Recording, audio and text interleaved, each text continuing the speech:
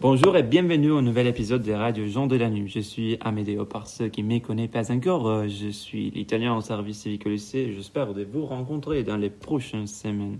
Cette année, le lycée vous propose un projet radio et je chercherai d'interviewer des personnes avec un discours intéressant. Par cette raison, aujourd'hui, je suis avec Valéria. Salut Valéria. Bonjour. Valéria, c'est une amie que j'ai eu l'occasion de rencontrer lors de mon Erasmus à Bruxelles. Elle a 21 ans, donc seulement quelqu'un en plus que vous. Et elle parle déjà 5 langues étrangères, et, parmi lesquelles 4 au niveau natif. Valéria, est-ce que tu peux d'abord te présenter? Tu viens d'où? Tu fais quoi dans la vie? T'as quel âge? Tu aimes faire quoi pendant ton temps libre? Tu peux te présenter brièvement, s'il vous plaît? Bonjour, comme Amélie a dit, je m'appelle Valéria ou Valéria. J'ai 20 ans et je suis d'origine ukrainienne, mais j'habite en Espagne, à Madrid, ça fait 13 ans, je crois. Et ce que j'ai fait, j'étudie la traduction et l'interprétation, c'est ma passion. Et aussi dans ma temps libre, j'aime des choses normales, j'aime lire, j'aime sortir avec mes amis, regarder des films. Chose très normale. Ok, alors comme j'ai dit dans ta présentation, tu parles 5 langues. Est-ce que tu peux nous dire quelle langue tu parles et comme tu as appris toutes ces langues-là? Je parle 5 langues, mais vraiment presque toutes ces langues, je les parle par hasard. Comme j'ai dit, je suis ukrainien, donc c'est pour ça que j'ai parlé ukrainien et le russe, parce que c'est très normal pour des personnes qui habitent là-bas de parler aussi le russe. Et ma grand-mère est d'origine russe. Après ça, quand j'avais 8 ans, ma famille a décidé de vivre en Espagne. Et comme ça, j'ai appris aussi l'espagnol à l'école et de manière normale.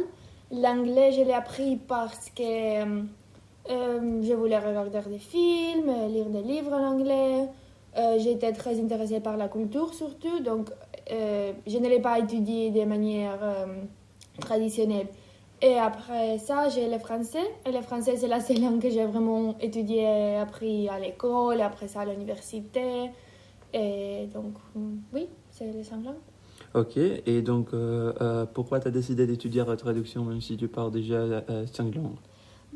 Surtout pour ça, parce que j'ai déjà parlé 3, pas 4 langues à niveau natif, parce qu'Amélie insiste que je parle l'anglais à niveau natif, mais c'est pas oui, vrai. c'est vrai. C'est pas vrai, mais oui. Et surtout pour ça, parce que je crois que c'est une très bonne manière d'appliquer les langues que tu parles. Même si j'aime les langues, je n'aime pas tout simplement les apprendre, mais la traduction te donne une option pour donner une application à ce que tu sais. Et aussi, je crois que c'est important de comprendre aussi la culture. Et comme je comprends très bien la culture espagnole, mais aussi la ukrainienne et la russe, je croyais que ce serait une très bonne option de travail. Ok, donc si tu devais lister les langues de laquelle tu parles mieux, à laquelle tu parles pire, quelle sera cette classification? Est-ce que tu peux les faire, s'il te plaît? Je crois que la première, c'est l'espagnol, parce que c'est la langue que j'utilise tout le temps, tous les jours à l'université, avec mes amis. Après ça, c'est un peu difficile, parce que même si je viens de dire que l'anglais, je ne le parle pas de manière native, je dirais que c'est en fait l'anglais, parce que j'utilise aussi beaucoup. Mon petit ami est anglaise. Je parle avec beaucoup de mes amis en anglais, même à Médéo, on parle en anglais normalement. Je l'utilise tout le temps sur l'internet. Donc peut-être l'anglais. Et après ça, je dirais l'ukrainien, le russe et le dernier serait le français. Ok, très bien. Alors, tu as dit que tes origines sont ukrainiennes. Est-ce que tu peux nous dire à quel âge tu es allé en Ukraine et est-ce que ça a été dur de t'intégrer dans la communauté de Madrid en Espagne en général? J'avais 8 ans et la vérité est que non, ce n'était pas dur du tout. Je crois que les Espagnols sont des personnes très ouvertes et moi aussi, j'étais une enfant qui aimait beaucoup connaître de nouvelles personnes. C'était pas un problème pour moi. J'ai jamais vu sa expérience comme une chose négative, oh, je dois partir, je dois aller à un nouveau pays. Non, c'était une chose très positive pour moi. Donc, oui. Ok, très bien, merci. Et après combien de temps dans ta installation à Paris, à Madrid, désolé, tu as commencé à parler, à maîtriser l'espagnol? C'est un peu difficile pour moi de savoir parce que c'est difficile de dire ah, c'était Bah ici ouais, ou bien là-bas. sûr. Mais je dirais peut-être après un an parce qu'en Espagne, il y a une classe spéciale pour les enfants étrangers qui ne parlent pas l'espagnol. Et donc, ça fonctionne comment? Ça fonctionne que tu prends des classes avec ces classes spéciales et après ça, quand tu apprends la langue, tu peux être transféré à une classe normale avec des enfants espagnols.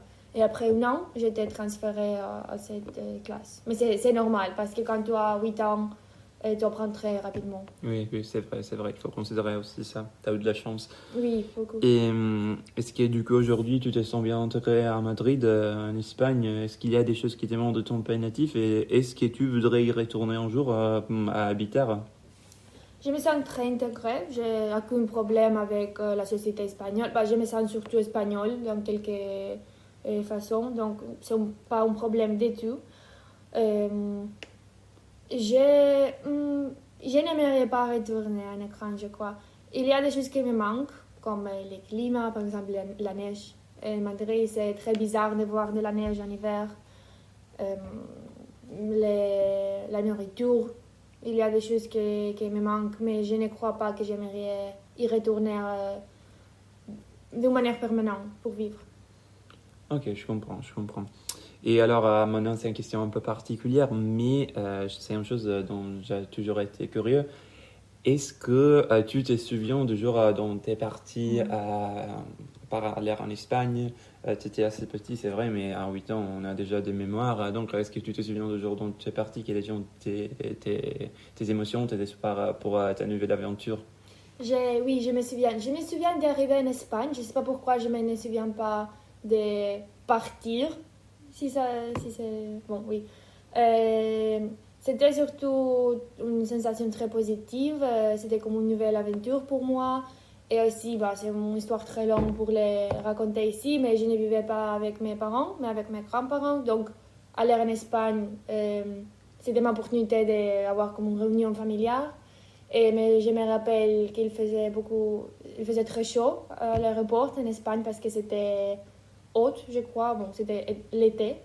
Et je me rappelle d'arriver avec ma mère et ma père m'attendait avec un éléphant de jouets. Oui, Pelouse. une peluche, oui. Ok. Et une chose qui t'a pas dit est que tu vas bientôt te diplômer à la fin de l'année scolaire, c'est vrai? Oui, oui. Ok, donc tu as des espoirs. Quels sont tes projets futurs? Tu peux nous brièvement présenter tes projets futurs?